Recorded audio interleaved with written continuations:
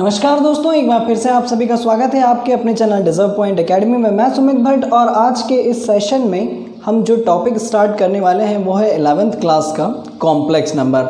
दरअसल मेरे पास कई सारे बच्चों की रिक्वेस्ट आई थी जो मेरे प्रीवियसली लास्ट ईयर के पास आउट 10th क्लास के जो स्टूडेंट्स थे उन्होंने कहा कि सर 11th का कंटेंट भी आप स्टार्ट कीजिए।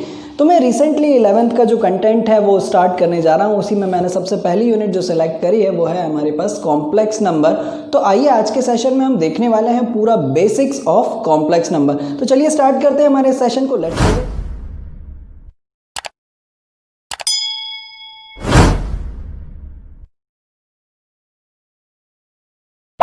चलिए, तो आज के सेशन में जो हमें टॉपिक स्टार्ट करना है that is complex number and quadratic equation. दरअसल इन दोनों चीज़ों का जो कॉम्बिनेशन है उसके पीछे एक रीज़न है। क्या रीज़न है, ज़रा इसको बहुत ध्यान से समझिएगा। क्यों हमें कॉम्प्लेक्स नंबर या कॉम्प्लेक्स सिस्टम की ज़रूरत पड़ी। तो हम बात करते हैं कुछ प्रीवियसली यादों की तरफ मैं आपको लेकर चलता हूँ कि यदि अगर हमारे पास कोई एक क्वाड्रेटिक इक्वेशन होती थी ax² + bx + c = 0, तो इसके जो रूट्स थे वो हम कैसे निकालते थे, -b ± b² - 4ac upon 2a। ठीक है, जिसमें हमारे पास b² - 4ac जो होता था दैट इज डिस्क्रिमिनेंट, और इसी के बिहाफ पर हम डिसाइड करते थे कि इक्वेशन के रूट्स कैसे हैं। जब कभी भी हमारे पास d इज़ ग्रेटर देन 0 होता था तो हम बोलते थे कि रूट्स जो हैं वो कैसे हैं, रियल हैं और अनइक्वल हैं। जब कभी भी d = 0 होता था हम बोलते थे रूट्स रियल हैं बट इक्वल हैं। लेकिन जब कभी भी बात आती थी कि d इज़ लेस देन 0, ऐसी कंडीशन में हम वहाँ पर केवल लिखकर छोड़ देते थे कि रूट्स आर इमेजिनरी, और इसी इमेजिनरी सिस्टम को रियल सिस्टम में, रियल नंबर सिस्टम में सॉल्व नहीं किया जा सकता, जिसके लिए हमें इंट्रोड्यूस करना पड़ा complex number system. For example, जैसे अगर मैं आप लोगों से बात कर लूँ कि यदि अगर मेरे पास कोई एक इक्वेशन है x² + 4 = 0, तो x² की वैल्यू मुझे कितनी मिलने वाली है, -4, दैट इज़ x √ -4। तो यहाँ तक जो कहानी थी वो अभी तक हम लोगों ने नहीं देखी थी। हमारे पास ऐसी कोई भी वैल्यू नहीं आती थी जो अंडर रूट के अंदर नेगेटिव हो। लेकिन ये जो कॉम्प्लेक्स सिस्टम है इसी को सॉल्व करने के लिए बनाया गया, यानी कि कैसे हम नेगेटिव नंबर्स का स्क्वायर रूट यहाँ पर सॉल्व आसानी से कर सकते हैं। तो चलिए देखते हैं। यहाँ पर हम लोगों ने एक टर्म इंट्रोड्यूस करी दैट इज़ आई, और इसी को बोलते हैं हम आयोटा, है ना। अब ये आयोटा है क्या, I is equivalent to -1, clear. और यदि अगर मैं इसी का दोनों तरफ स्क्वायर कर दूं तो मुझे क्या मिलने वाला है, i² = -1। अब इसी की हेल्प से हम कैसे किसी भी कॉम्प्लेक्स नंबर को सॉल्व कर सकते हैं, ज़रा यहाँ पर बहुत ध्यान से देखिएगा। तो क्या यदि अगर मेरे पास x = -4 है तो क्या मैं इसे ऐसा लिख सकता हूँ, x = -4 I² = -1, that is it is -4 √-4। और जब ये रूट से बाहर आएगा तो ये हमें क्या देगा, +-2i। तो देखा आप लोगों ने कि कैसे इस i की हेल्प से अब मैं एक नेगेटिव नंबर्स का भी स्क्वायर रूट आसानी से निकाल पा रहा हूँ। और यदि अगर मैं इसी का दोनों तरफ स्क्वायर कर लूँ तो मुझे अगेन क्या मिलने लगेगा यहाँ पर, √4i², और 4i² की जो वैल्यू थी हमारे पास वो क्या थी, यदि अगर मैं इसकी वैल्यू रख लूँ तो ये क्या था हमारे पास, स्क्वायर नहीं आएगा यहाँ पर, x की वैल्यू -4, और यदि अगर अब मैं दोनों तरफ इसकी स्क्वायरिंग कर लूँ तो x स्क्वायर बराबर -4, और अगेन हमें क्या मिलने लगेगा, x square plus 4 is equals to 0। तो यहाँ पर बहुत इम्पॉर्टेंट रोल होने वाला है हमारे पास i का। तो यहाँ तक तो थी हमारे पास कि क्यों हमें कॉम्प्लेक्स नंबर सिस्टम की ज़रूरत पड़ी, और कॉम्प्लेक्स नंबर में किस तरीके से i को इंट्रोड्यूस किया गया, और किस तरीके से i की हेल्प से अब हम नेगेटिव नंबर्स का स्क्वायर रूट भी आसानी से कैलकुलेट कर सकते हैं। चलिए बात करते हैं अब हम हमारे कॉम्प्लेक्स नंबर की। तो इसको नोट कीजिएगा आप लोग, वीडियो को पॉज करके बढ़ते हैं हम आगे। बाद हम बात कर लेते हैं कि कॉम्प्लेक्स नंबर क्या होता है। तो कॉम्प्लेक्स नंबर को z से डिनोट किया जाता है, and it is a plus IB form. ध्यान रखिएगा ये कॉम्प्लेक्स नंबर सिस्टम है, इसीलिए कॉम्प्लेक्स नंबर को z से डिनोट किया जाता है। रियल नंबर सिस्टम में z से इंटीजर को डिनोट किया जाता था, ठीक है।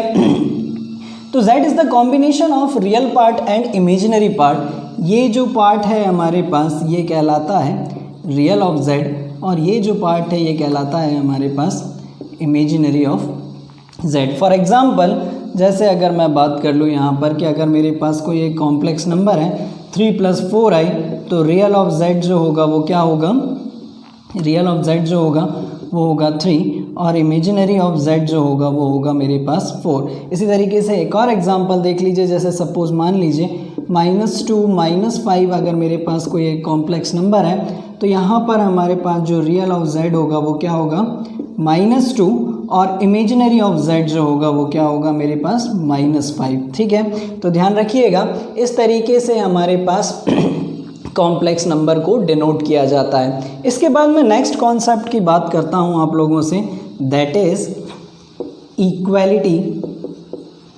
Of complex number. ज़रा बहुत ध्यान से समझिएगा। When two complex numbers z1 and z2, suppose it is a plus ib and it is equivalent to c plus id, and when these two complex numbers are equal, it means its real parts is equal to real part and imaginary part is equal to imaginary part. That means a is equals to c and b is equals to d। इसी condition में केवल दो complex number जो हैं वो आपस में equal हो सकते हैं। चलिए एक प्रैक्टिकल एग्जांपल लेकर देख लेते हैं हम। जैसे सपोज मान लीजिए कि यदि अगर हमारे पास दो कॉम्प्लेक्स नंबर हैं 6 + 4i, और दूसरा कॉम्प्लेक्स नंबर भी हमें यही लेना पड़ेगा जब जाकर उनका रियल पार्ट आपस में क्या होगा, इक्वल होगा, और इमेजिनरी पार्ट आपस में इक्वल होगा, तभी हम ऐसी कंडीशन में कह सकते हैं कि z1 is equals to z2। चलिए और आगे बढ़ते हैं और इसको नोट कीजिएगा आप लोग वीडियो को। इसके बाद हमें जिस टॉपिक पर बात करनी है वो है बहुत ही ज़्यादा important, that is algebra of complex number. अब ये अलजेब्रा से आप लोग क्या समझते हैं, ज़रा बहुत ध्यान से समझिएगा। मुझे बात करनी है यहाँ पर कॉम्प्लेक्स नंबर के एडिशन, सब्ट्रैक्शन, मल्टीप्लिकेशन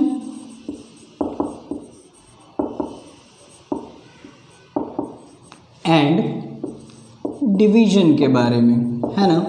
तो कैसे हमारे पास कॉम्प्लेक्स नंबर्स के अंदर अलजेब्रा अप्लाई होता है, यानी कि एडिशन, सब्ट्रैक्शन, मल्टीप्लिकेशन और डिवीजन। तो चलिए सबसे पहले तो मैं आप लोगों को ये सारी चीज़ें बता दूं कि किसी भी कॉम्प्लेक्स नंबर, सपोज मेरे पास कोई एक कॉम्प्लेक्स नंबर है z1, इसको मैं ले रहा हूँ 3 + 4i, और z2 कोई दूसरा एक कॉम्प्लेक्स नंबर है जिसको मैंने ले लिया 2 + 7i। तो कैसे हमारे पास ये जो ऑपरेशंस परफॉर्म होते हैं, मैं सबसे पहले ही बात कर लेता हूँ आप लोगों से एडिशन के बारे में, है ना। तो जब कभी भी मुझे दो कॉम्प्लेक्स नंबर का एडिशन करना हो, यानी कि z1 + z2, तो ऐसी कंडीशन में रियल पार्ट रियल के साथ ऐड होता है और इमेजिनरी पार्ट इमेजिनरी पार्ट के साथ ऐड होता है। तो यहाँ पर आप लोगों को क्लियरली देखकर समझ में आ रहा होगा 3 + 2 5 एंड 7 + 4 11i। ठीक है, तो ये जो होगा हमारे पास एडिशन इस तरीके से किया जाता है। सिमिलरली मुझे अगर सब्ट्रैक्शन करना है तो सब्ट्रैक्शन के केस में क्या होता है, जैसे सपोज मान लो मुझे इन दोनों नंबर्स को सब्ट्रैक्ट करना है, तब यहाँ पर भी सेम काम होता है। रियल पार्ट के साथ सब्ट्रैक्ट होगा 3 - 2 that is 1 and 4 - 7 it's equals to -3i। इस तरीके से हमारे पास सब्ट्रैक्शन परफॉर्म किया जाता है। जब मैं बात करूँ आप लोगों से मल्टीप्लिकेशन की, मल्टीप्लिकेशन ऑफ कॉम्प्लेक्स नंबर यानी कि z1 डॉट z2, तो इसको ज़रा बहुत ध्यान से समझिएगा। यानी कि 3 + 4i को मुझे मल्टीप्लाई करना है 2 + 7i से, तो ये सिंपली वैसे ही मल्टीप्लाई होता है जैसे हम नॉर्मल मल्टीप्लाई करते हैं। 3 2 6, 3 7 21i, ठीक है। इसके बाद हमारे पास 4 2 8 एंड 4 7 28i²। इसको जब हम सॉल्व कर लें तो 6 21 + 8 ये 8i होगा, ठीक है। 21 + 8 ये हो जाएगा हमारे पास 29i, और i² की वैल्यू जो कि -1 होती है, तो ये कितना हो जाएगा हमारे पास -28। That means it gives -22 + 29i। Here is the answer. इसी के बाद यदि अगर मैं डिवीजन की बात कर लूँ कि कैसे दो कॉम्प्लेक्स नंबर का डिवीजन किया जाता है, तो इसको भी ज़रा बहुत ध्यान से समझ लीजिएगा आप लोग। Division of complex number that means z1 / z2, ठीक है। देखते हैं आगे। अब हमारे पास z1 जो था वो था हमारे पास 3 + 4i, और दूसरा कॉम्प्लेक्स नंबर z2 2 + 7i। तो ज़रा बहुत ध्यान से समझिएगा, जब कभी भी दो कॉम्प्लेक्स नंबर का डिवीजन होता है 3 + 4i और ये 2 - 2 + 7i, तब आप यहाँ पर क्या करें, जो भी डिनोमिनेटर में है z2 जो है उसके कॉन्जुगेट क्या होता है अभी हम आगे बात करने वाले हैं। अभी आप यहाँ पर केवल इतना समझ लीजिए कि conjugate of complex number means आप जो भी कॉम्प्लेक्स नंबर दिया गया है उसके इमेजिनरी पार्ट का साइन चेंज कर दें, बस केवल 2 - 7i अपॉन 2 - 7i। और आगे बढ़े अगर हम, तो यहाँ पर हमें मल्टीप्लाई करना है 3 + 4i multiply by 2 - 7i over a + b a - b। यहाँ पर मैं डायरेक्टली आइडेंटिटी लगा दूँ, दैट इज़ 2² - 7i का होल स्क्वायर। तो यहाँ पर यदि अगर मैं मल्टीप्लाई कर लूँ तो 3 2 6, 3 7 -21 -21i, 4 2 8i, और इसको इससे मल्टीप्लाई करने पर -4 7 28i², और यहाँ पर बचने वाला है मेरे पास 4, और ये हो जाएगा 7i²। तो 7i² का जब हम स्क्वायर करेंगे, i² की वैल्यू -1 रखेंगे, तो यहाँ पर बचेगा हमारे पास 49। चलिए और आगे देखते हैं हम, तो क्या होने वाला है यहाँ पर 6 + 28 i² की वैल्यू -1 रखने पर, तो 6 + 28 इट गिव्स 34 एंड -21 + 8 है ना, ये क्या देने वाला है हमें 13 माइनस का -13i अपॉन 4 + 49 दैट इज़ 53। इसको जब आप लोग स्टैंडर्ड फॉर्म में लिखेंगे तो ये हो जाएगा हमारे पास 34 अपॉन 53 -13 अपॉन 53i। तो इस तरीके से ये जो अलजेब्रा परफॉर्म किया जाता है कॉम्प्लेक्स नंबर्स के ऊपर। आई होप आप लोगों को ये समझ में आया होगा। तो चलिए इसके बाद हम अगले सेशन की ओर आगे बढ़ते हैं और वहाँ पर हम देखते हैं properties of algebra of complex number. क्या क्या प्रॉपर्टी कौन कौन सा अलजेब्रा यानी कि एडिशन, सब्ट्रैक्शन, मल्टीप्लिकेशन और डिवीजन फॉलो करते हैं। चलिए बढ़ते हैं आगे। चलिए आगे बढ़ते हैं और देखते हैं properties of algebra of complex number, जिसमें हम सबसे पहले बात कर लेते हैं एडिशन की। ठीक है, अब एडिशन में हमें सबसे पहली प्रॉपर्टी जो पढ़नी है वो है क्लोजर प्रॉपर्टी।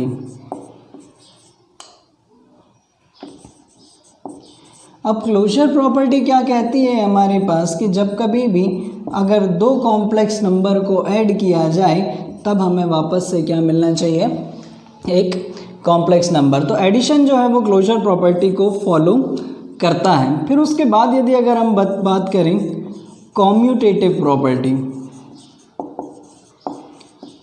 कॉम्यूटेटिव प्रॉपर्टी, तो इसका मतलब ये होता है Z1 plus Z2 is equals to Z2 plus Z1। हम कॉम्प्लेक्स नंबर को इस तरीके से ऐड कर लें या इस तरीके से ऐड कर लें, रिजल्टेंट हमें हमेशा क्या मिलने वाला है, एक ही मिलने वाला है। That means addition also follows commutative property. इसके बाद अगर हम बात करें तो एसोसिएटिव प्रॉपर्टी, ठीक है। अब एसोसिएटिव प्रॉपर्टी क्या कहती है हमसे, Z1, Z2 और Z3, यदि अगर हम इनको इस तरीके से ऐड कर लें Z1 plus Z2 plus Z3 या फिर Z1 plus Z2 plus Z3, अब मैं यदि अगर इन दोनों को पहले ऐड करके फिर इसमें ऐड कर दूं या फिर मैं पहले इन दोनों को ऐड करके इसमें ऐड कर दूं तो भी हमें रिजल्टेंट जो है वो क्या मिलने वाला है, सेम ही मिलने वाला है। क्योंकि एडिशन को हम किसी भी तरीके से परफॉर्म कर लें वो हमें रिजल्ट दोनों ही कंडीशन में सेम देने वाला है। That means addition also follows associative property. फिर उसके बाद हमें बात करनी है existence of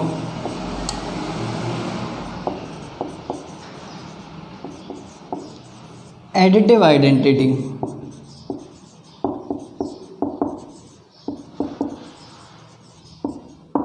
existence of additive identity, यहाँ पर आइडेंटिटी का मतलब क्या है, यानी कि आइडेंटिकल।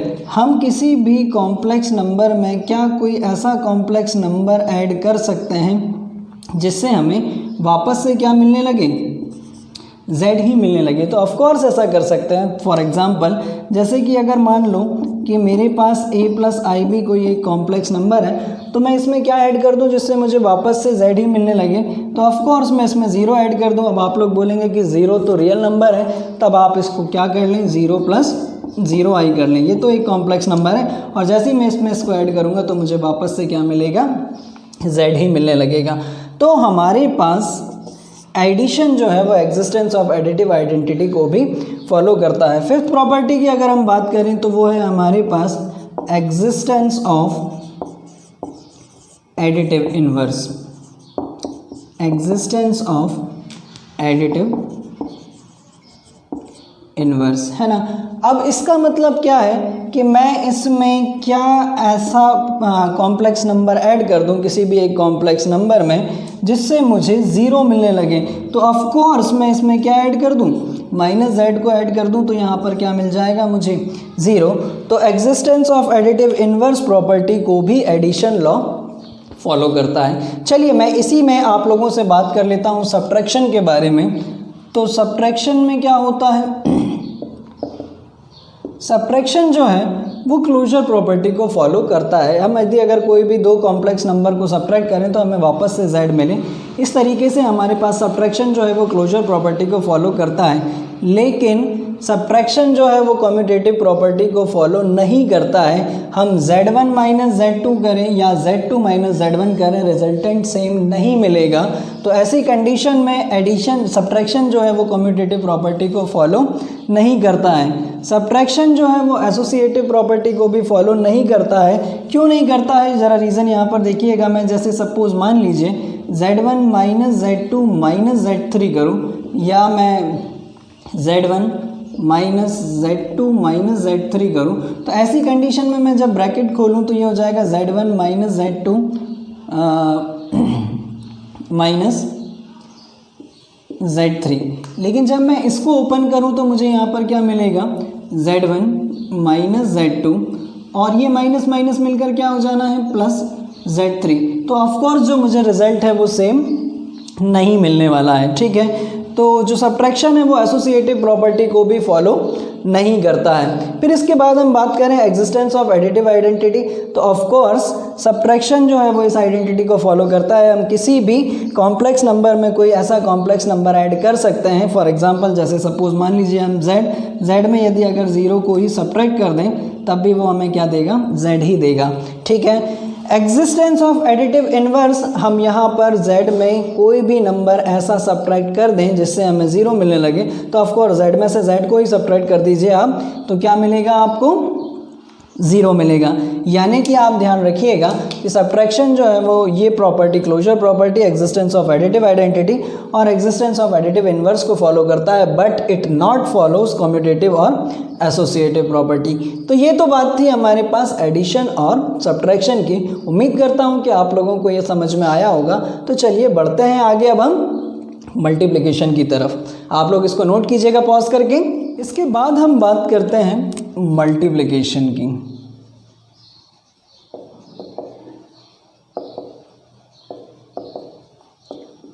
तो मल्टीप्लिकेशन जो है, सबसे पहली property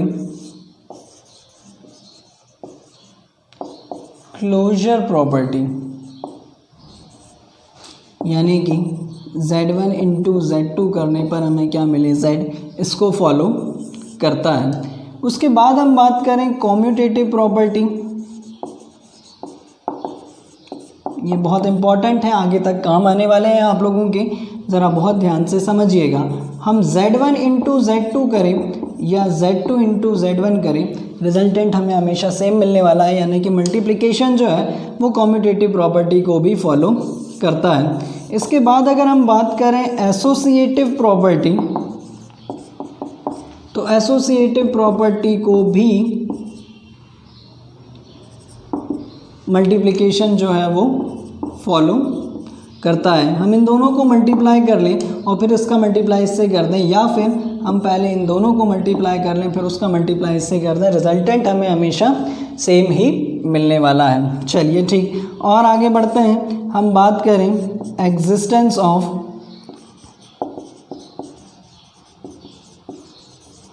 multiplicative identity, existence of multiplicative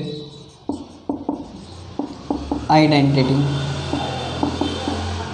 यानी कि हम z में ऐसा क्या मल्टीप्लाई कर दें कि जिससे हमें वापस ही z मिलने लगे। फॉर एग्ज़ाम्पल यदि अगर z कोई एक कॉम्प्लेक्स नंबर है a प्लस आई बी, तो हम इसमें 1 का मल्टीप्लाई कर दें, that means 1 plus 0i, sorry यहाँ पर आप 1 प्लस 1i कर दीजिए।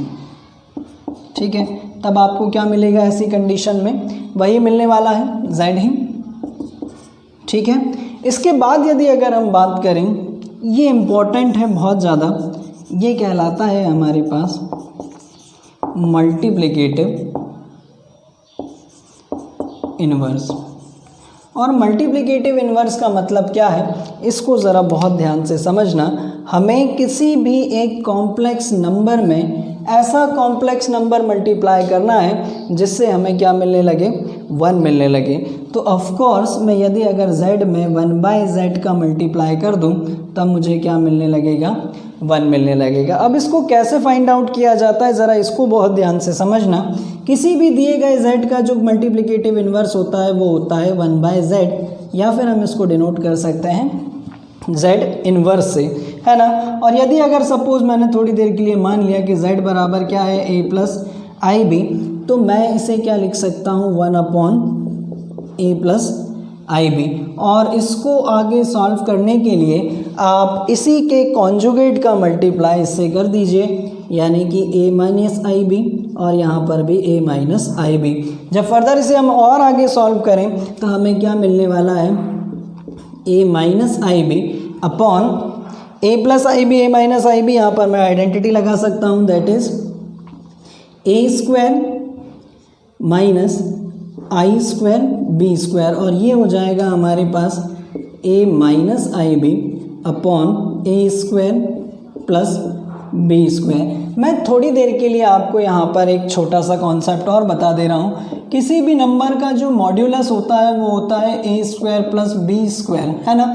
यानी कि हमारे पास किसी भी कॉम्प्लेक्स नंबर का जो मॉड्यूलस होता है वो होता है रियल पार्ट का square plus be imaginary part का स्क्वायर अंडर रूट के अंदर, है ना। मॉड्यूलस के बारे में अभी हम डिटेल में डिस्कशन करेंगे जैसे जैसे आगे बढ़ते जाएंगे, लेकिन यहाँ पर इस कॉन्सेप्ट को बताने के लिए मैं ये आपको बता देता हूँ कि किसी भी कॉम्प्लेक्स नंबर का यदि अगर हम मल्टीप्लिकेटिव इन्वर्स निकालें तो वो होता है ए माइनस आई बी, ये होता है कॉन्जुगेट, और कॉन्जुगेट को डिनोट किया जाता है जेड बार से, और ये है a square plus b square. That means यानी कि अगर मैं इसका स्क्वायर कर दूं तो मुझे क्या मिलने वाला है, मॉड ऑफ जेड का होल स्क्वायर, है ना। तो ध्यान रखिएगा, ये भी एक इम्पॉर्टेंट प्रॉपर्टी है कि multiplicative inverse of any complex number is equivalent to conjugate of complex number over modulus of complex number का होल स्क्वायर। तो आई होप आप लोगों को ये भी समझ में आया होगा। आप लोग वीडियो पॉज करके नोट कीजिएगा, हम बढ़ते हैं आगे। इसके बाद ज़रा यहाँ पर बहुत ध्यान से देखिएगा, नेक्स्ट कॉन्सेप्ट जो है वो है हमारे पास conjugate of complex number. Conjugate of complex number. अब ये क्या होता है ज़रा बहुत ध्यान से समझिएगा। यदि अगर मेरे पास कोई एक कॉम्प्लेक्स नंबर है a प्लस आई बी, तो कॉन्जुगेट में हम क्या करते हैं, इसके इमेजिनरी पार्ट का सिर्फ साइन चेंज कर देते हैं और इसको डिनोट किया जाता है z बार से। इसको भी मैं अपन डिटेल में बात करेंगे जब हम आर्गन प्लेन पढ़ेंगे कि कॉन्जुगेट रियल में एक्चुअली में होता क्या है।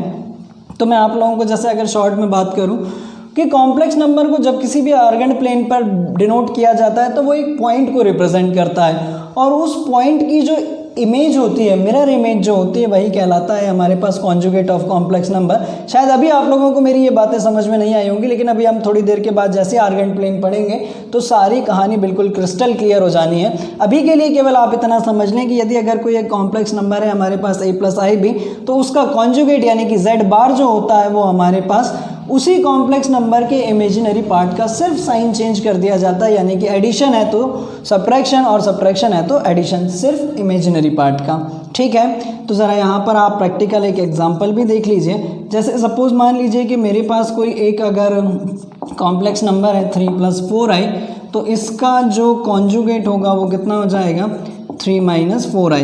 एक और एग्जांपल देख लीजिए, जैसे अगर कोई एक मेरे पास कॉम्प्लेक्स नंबर है -2 प्लस 7i, तो इसका जो कॉन्जुगेट होगा वो कितना हो जाएगा, -2 माइनस 7i। चलिए इसके बाद हम प्रॉपर्टीज़ पर बात कर लेते हैं कि कॉन्जुगेट की कुछ बहुत ही इम्पॉर्टेंट प्रॉपर्टीज़ होती हैं, उनको भी हम देख लेते हैं। Properties of conjugate.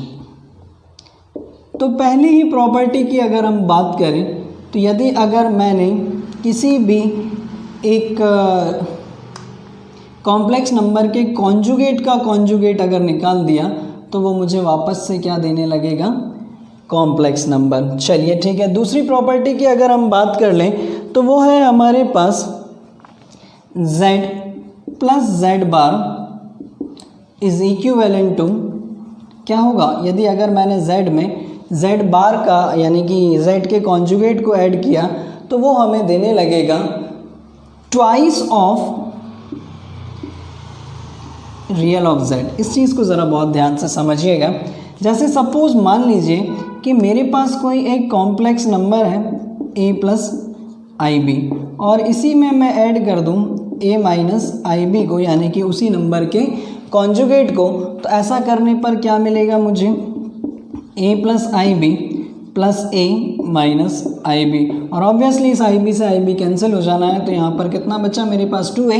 That means twice of real part of given complex number. इसी तरीके से नेक्स्ट प्रॉपर्टी की तरफ हम आगे बढ़ते हैं। यदि अगर मैंने किसी भी कॉम्प्लेक्स नंबर में उसी के कॉन्जुगेट का सब्ट्रैक्ट कर दिया तो यहाँ पर बचेगा मेरे पास twice of imaginary of z। कैसे, ज़रा इसको भी ध्यान से देख लेते हैं।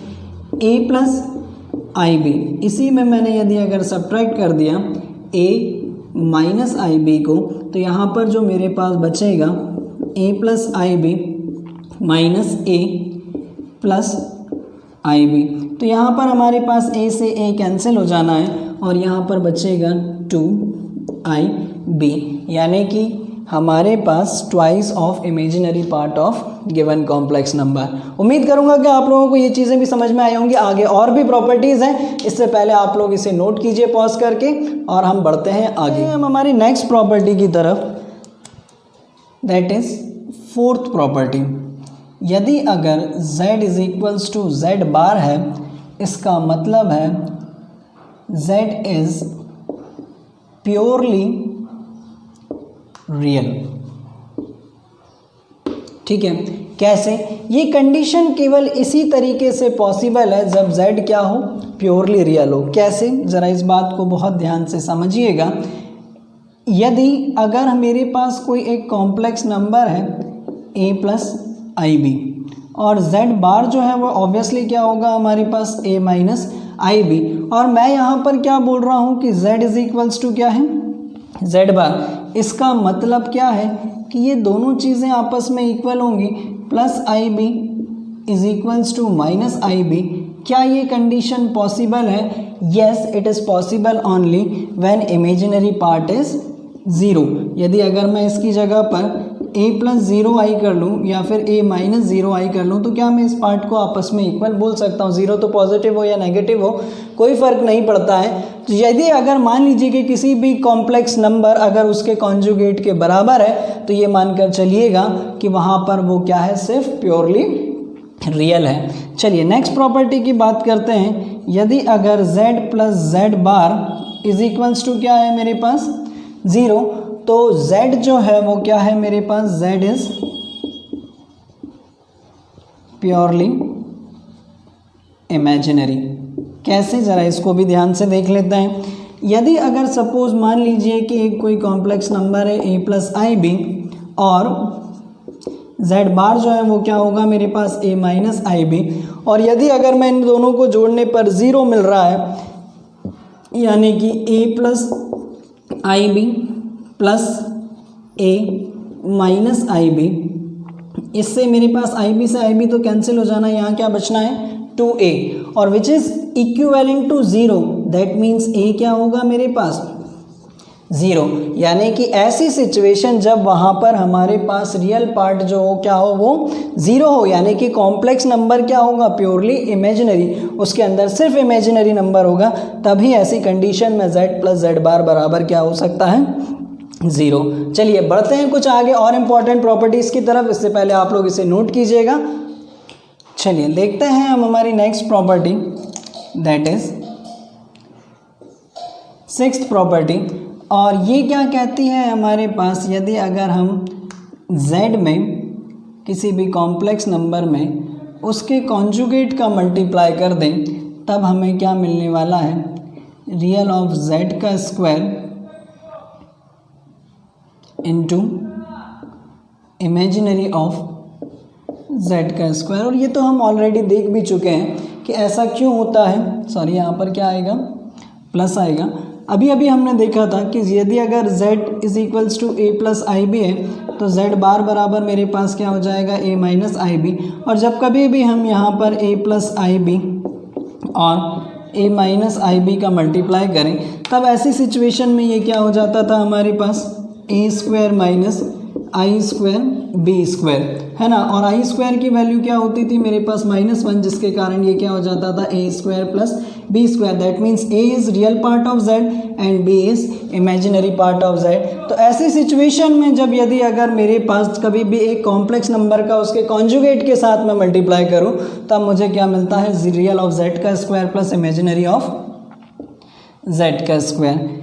कुछ आगे कुछ नॉर्मल सी प्रॉपर्टीज़ हैं, उनको भी देख लीजिएगा कि जब कभी भी मैं दो कॉम्प्लेक्स नंबर्स का डिवाइड करूं और उसका कॉन्जुगेट मैं निकालूं, तो इसका मतलब ये होता है इसका कंबाइंड कॉन्जुगेट, यानी कि z1 का कॉन्जुगेट अपॉन z2 का कॉन्जुगेट। इसी तरीके से यदि अगर यहाँ पर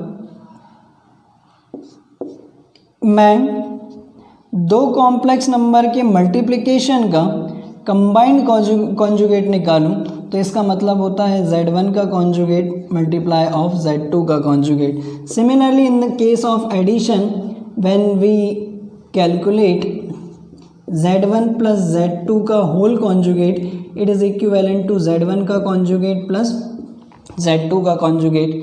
इन the same way Z1 minus Z2 का whole conjugate is equals to Z1 का कॉन्जुगेट माइनस Z2 का conjugate. So here is all the properties of conjugate. ये इंपॉर्टेंट है, क्वेश्चंस में इनका यूज़ होता है, तो आप लोग इनको बहुत अच्छे से समझिएगा. चलिए बढ़ते हैं आगे हमारे नेक्स्ट कॉन्सेप्ट की तरफ. देख लेते हैं हम एक और property, that is distributive property. ये नॉर्मली है, इसको भी ज़रा ध्यान से समझ लीजिएगा. डिस्ट्रीब्यूटिव प्रॉपर्टी हमसे क्या कहती है कि यदि अगर Z1 into Z2 plus Z3, simply meaning है ये डिस्ट्रीब्यूट करना है जैसा हम नॉर्मली मल्टीप्लिकेशन में करते हैं. तो ये क्या हो जाएगा, हमारे पास Z1 into Z2 plus Z1 into Z3. In the same way in case of subtraction, तो यदि अगर यहाँ पर हमारे पास Z1 है और यहाँ पर Z2 माइनस Z3 है तो ये हो जाएगा मेरे पास Z1 into Z2 minus Z1 into Z3. तो ये है हमारे पास डिस्ट्रीब्यूटिव प्रॉपर्टी, इसका भी आप लोग ध्यान रखिएगा. इसके बाद बढ़ते हैं हम हमारे नेक्स्ट कॉन्सेप्ट की तरफ, that is power of i. Power of i, यहाँ पर पावर ऑफ आई का मतलब उसकी पावर से नहीं है, उसकी एक्सपोनेंट से है, ठीक है. नहीं तो आप लोग आई की पावर देखने लगे कि आई में कितनी पावर है, ठीक है, ऐसा कुछ भी नहीं है. तो आई के एक्सपोनेंट्स की हम बात करते हैं जिसका बहुत ज़्यादा यूज़ है क्वेश्चंस में. तो अभी हमने जब हमारे सेशन को स्टार्ट करा वहाँ पर हमने देखा कि आई की जो वैल्यू है वो कितनी होती है, -1. इसी तरीके से यदि अगर मैं दोनों तरफ इसका स्क्वायर कर दूं तो आई स्क्वायर बराबर हमें क्या मिलता है, -1, ठीक है. इसके बाद यदि अगर मैं बात करूं आप लोगों से आई क्यूब की, तो आई क्यूब यानी कि आई स्क्वायर इंटू आई, और आई स्क्वायर की वैल्यू कितनी हो जाएगी मेरे पास, -1 इंटू आई. तो ये कितना बचेगा, -i. इसी तरीके से यदि अगर मैं बात कर लूँ आप लोगों से आई टू द पावर 4 की, that means I square into I square. तो ये कितना हो जाएगा, -1 इंटू -1, यानी कि ये क्या देने लगेगा हमें, 1, ठीक है. तो यदि अगर आप लोग आई की ये 4 पावर्स को जानते हैं तो आप आई की कोई भी वैल्यू बहुत आसानी से कैलकुलेट कर सकते हैं in the form of i to the power 4k plus 1, i to the power 4k plus 2, i to the power 4k plus 3 और i to the power 4k plus 4 और i to the power 4k. अब ज़रा यहाँ पर बहुत ध्यान से समझ लीजिएगा, आई टू द पावर 4 जो होता है वो क्या होता है, 1 होता है. अब अगर हम 1 की कितनी भी पावर्स कर लें वो क्या देने वाला है, हमें 1 ही देने वाला है. तो इसका मतलब क्या है, 1 इंटू आई. तो इस केस में आपको हमेशा आई की वैल्यू कितनी मिलेगी, आई. यहाँ पर i to the power 4k plus 2, इसका मतलब क्या है, 1 इंटू आई स्क्वायर, और आई स्क्वायर की वैल्यू कितनी होती है, -1. इस केस की अगर हम बात कर लें तो यहाँ पर हमारे पास i to the power 4k into 3 यानी कि 1 इंटू आई क्यूब, और ये देने वाला है हमें -i. और जब हम इस केस की बात करें यानी कि 1 into i to the power 4, तो ये क्या देने वाला है हमें, 1. तो इसी तरीके से अब हम आई की कोई भी वैल्यू बहुत आसानी से कैलकुलेट कर सकते हैं. For example i to the power 592 यदि अगर मुझे कैलकुलेट करना हो तो मैं क्या करूं, इसे यहाँ पर कैंसिल कर लेते हैं हम. 4 1 ज़ा 4, 1 इधर जाएगा तो 19, 4 4 ज़ा 16 और 3 इधर जाएगा तो 32. तो ये कितना हो जाएगा, 4 8 ज़ा 32, यानी कि i to the power 4 into 148. That means ये क्या देने वाला है हमें, 1. सपोज मान लीजिए यहाँ पर जैसे होता आई टू द पावर 396, इसे भी अगर मैं सॉल्व कर लूँ तो मेरे पास 4 9 ज़ा 36, 3 इधर गया तो 4 9 ज़ा 36, यानी कि i to the power 4 into 99, तो ये भी क्या देगा मुझे 1। सपोज मान लो कि यहाँ पर 396 की जगह पर i⁻³ 395 होता है ना। तो ऐसी सिचुएशन में अब हम क्या करते हैं कि जैसे सपोज मान लो i⁻, 4 9 36, 3 इधर गया तो कितना हो गया 35, तो 4 8 32, कितना बचा 3 इंटू i⁻³ तो ऐसी सिचुएशन में ये क्या हो जाता है i⁻4 इंटू 98 इंटू i³ और i³ की वैल्यू कितनी होती है -i, तो ये हमें क्या देता -i। तो इस तरीके से अब आप अगर i की ये 4 वैल्यूज़ के बारे में जानते हैं, ये 4 एक्सपोनेंट्स के बारे में जानते हैं, या फिर i की इन 4 पावर्स के बारे में जानते हैं, तो आप इस फॉर्म में ले जाकर i की किसी भी वैल्यू को बहुत आसानी से कैलकुलेट कर सकते हैं। चलिए बढ़ते हैं आगे कुछ और इंटरेस्टिंग चीज़ों की तरफ, आप लोग पॉज करके इसे नोट कीजिएगा। चलिए अब हम देखने वाले हैं एक बहुत ही important concept, square root of negative real number. ज़रा बहुत ध्यान से समझिएगा। सपोज या फिर मैं अगर थोड़ी देर के लिए बात कर लूँ, square root of negative real unity, unity यानी 1। तो ज़रा बहुत ध्यान से देखना ज़रा यहाँ पर, यदि अगर मेरे पास कोई एक 1 है तो क्या मैं इसे ऐसा लिख सकता हूँ √-1 इंटू √-1, क्लियर। और हमें ये भी मालूम है प्रॉपर्टी कि √a into √b is equals to क्या होता है √ab। तो अब मैं इसे ऐसा भी लिख सकता हूँ, क्लियर। इसका मतलब क्या है, क्या मैं इसे ऐसा लिख सकता हूँ √1 की वैल्यू कितनी होती है i इंटू i, क्लियर। और यदि अगर मैं ऐसा लिख सकता हूँ तो क्या मैं इसे ऐसा भी लिख सकता हूँ, क्लियर। और i² की वैल्यू होती है -1, यानी कि मैं कहाँ से चला था 1 से, और क्या मिल गया मुझे -1। That means 1 is equals to -1। क्या ये पॉसिबल है? सोचिए, दिमाग लगाइए ज़रा थोड़ा सा। निश्चित रूप से यहाँ पर कुछ ना कुछ मिस्टेक की है मैंने, और ज़रा बहुत ध्यान से इस बात को समझिएगा कि this property is apply only when A and B both are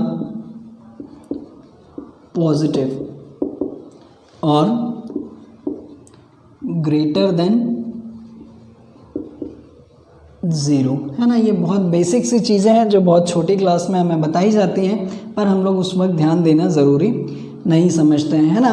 तो √a into √b is equals to √ab is apply only when both a and b are positive और one of them is positive, one of a and b is positive. At least एक तो positive हो, लेकिन यदि अगर ये दोनों ही negative हैं तो हम ये प्रॉपर्टी यहाँ पर अप्लाई नहीं कर सकते हैं। तो ये एक इंटरेस्टिंग फैक्ट्स था जो मुझे आप लोगों को बताना ज़रूरी लगा।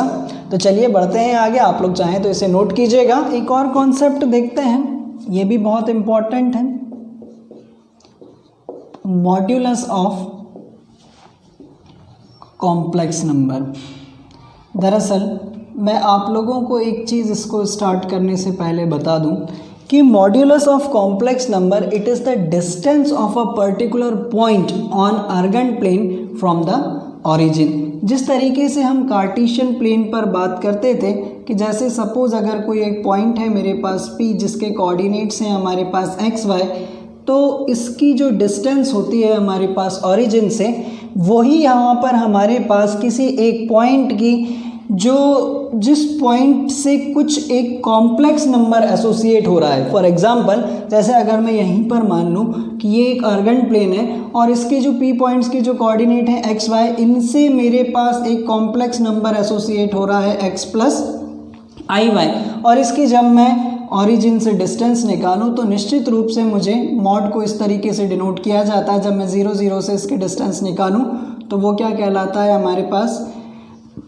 X square plus y square. तो in case of complex number mod z is equals to होता है मेरे पास रियल ऑफ जेड का whole square plus imaginary of z का होल स्क्वायर अंडर रूट के अंदर, है ना। तो यहाँ पर ज़रा बहुत ध्यान से समझिएगा, यदि अगर मेरे पास कोई एक कॉम्प्लेक्स नंबर है x प्लस आई वाई, तो इसका जो मॉड्यूलस होता है वो क्या होता है under root of x square plus y square, या फिर under root of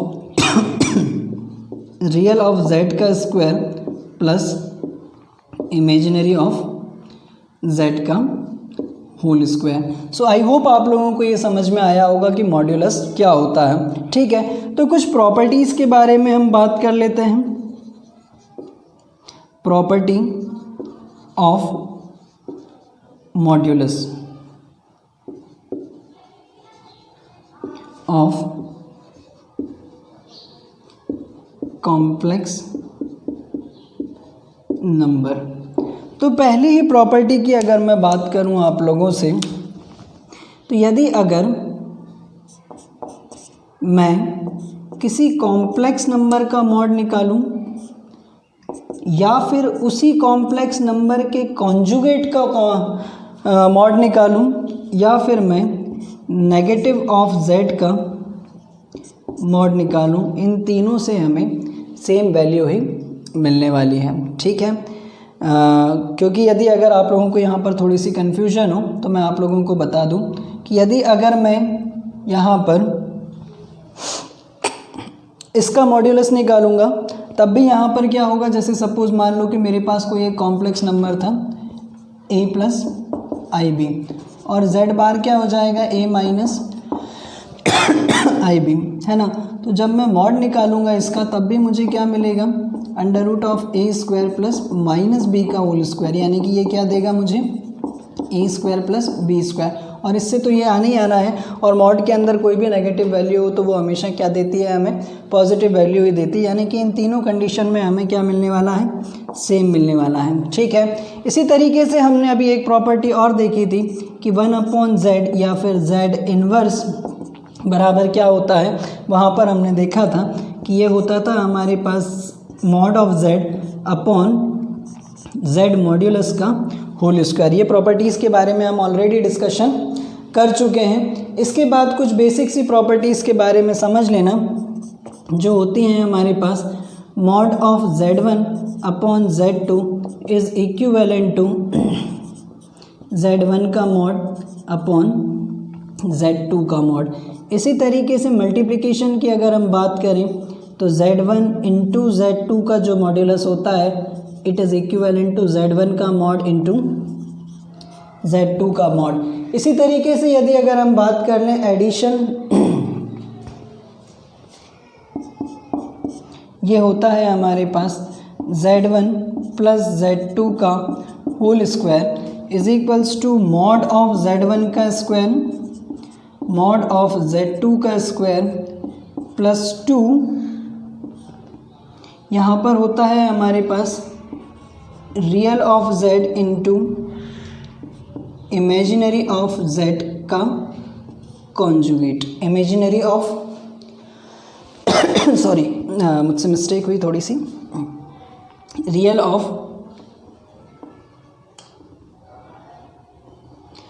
just a second, it is equals to 2 real of z1 z2 mod.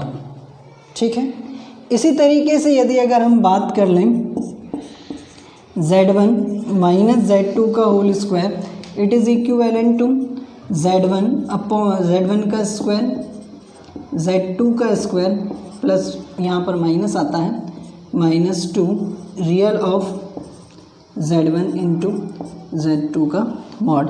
ये कुछ इम्पॉर्टेंट प्रॉपर्टीज़ हैं, इनके बारे में आप लोग ध्यान रखिएगा। यदि अगर सपोज़ कभी मान लीजिए कि mod of z is equals to 0 आता है, तो इसका मतलब बिल्कुल क्लियर है कि रियल ऑफ z जो है वो भी क्या होगा 0, और इमेजिनरी ऑफ z जो है वो भी क्या होगा 0। दैट मीन्स जो कॉम्प्लेक्स नंबर होगा वो क्या होगा 0 + 0i। और इस कंडीशन में जब हम इसका मॉड निकालेंगे तो वो हमें क्या देगा 0 देगा। एक छोटा सा कॉन्सेप्ट मैं और आप लोगों से डिस्कस करना चाहता हूँ, इम्पॉर्टेंट है, उसको ज़रा ध्यान से समझिएगा। उसके लिए मैं यहाँ पर थोड़ा सा रफ कर रहा हूँ और आप लोग पॉज करके इसे नोट कीजिएगा। हमने बात करी थी इक्वालिटी ऑफ कॉम्प्लेक्स नंबर, ठीक है। अब मैं बात करने वाला हूँ आप लोगों से inequality of complex number. Inequality of complex number, ठीक है। तो मैं आप लोगों से कहूँ कि Z1 is greater than Z2, so it is not possible, है ना। यानी कि ये कॉन्सेप्ट ही गलत है। ज़रा इस चीज़ को बहुत ध्यान से समझिएगा। Z1 और Z2 जो हैं वो एक पॉइंट है जिससे एक कॉम्प्लेक्स नंबर एसोसिएट होता है। तो क्या मैं किसी दो पॉइंट्स का कंपैरिजन कर सकता हूँ कि पहला पॉइंट जो है वो दूसरे पॉइंट से अलग है या बड़ा है या छोटा है? तो ये जो कॉन्सेप्ट है ये टेक्निकली रॉन्ग है। लेकिन यहीं पर अगर मैं बात करूँ आपसे कि mod of Z1 is greater than और लेस देन और इक्वल टू 0, या किसी के भी अगर वो इक्वल है या ग्रेटर है या लेस देन है, तो ये कंडीशन पॉसिबल है। क्यों? क्योंकि Z1 और Z2 का जो मॉड है ये डिस्टेंस है, और डिस्टेंस के बीच में हम कंपैरिजन कर सकते हैं कि वो बड़ा है या छोटा है या फिर बराबर है। तो ये एक छोटा सा कॉन्सेप्ट था जो आप लोगों को पता होना ज़रूरी था। तो चलिए मिलते हैं हम हमारे नेक्स्ट टॉपिक पर, दैट इज़ आर्गन प्लेन। आज के लिए केवल इतना ही काफ़ी, और उम्मीद करूंगा कि आप लोगों को ये सारे कॉन्सेप्ट्स कॉम्प्लेक्स नंबर्स के पसंद आए होंगे। और अगर पसंद आए हो तो प्लीज़ मेरे इस वीडियो को लाइक और शेयर ज़रूर कीजिएगा। और अगर आप लोग मेरे चैनल पर नए हो तो प्लीज़ मेरे चैनल को सब्सक्राइब कर दीजिएगा। और यदि अगर किसी भी टॉपिक पर आप लोगों की वीडियोज़ की डिमांड हो तो प्लीज़ मुझे कॉमेंट सेक्शन में मैंशन कीजिएगा।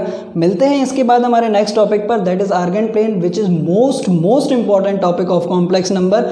उसी पर बेस्ड है हमारे maximum number of questions of exercises के, है ना। एक्सरसाइज के जो सारे क्वेश्चंस हैं जो इंपॉर्टेंट हैं वो डिपेंड करता है आर्गन प्लेन पर। तो नेक्स्ट वीडियो में हम डिस्कस करेंगे इसके आर्गन प्लेन के बारे में। तब तक के लिए आप लोगों का बहुत बहुत धन्यवाद।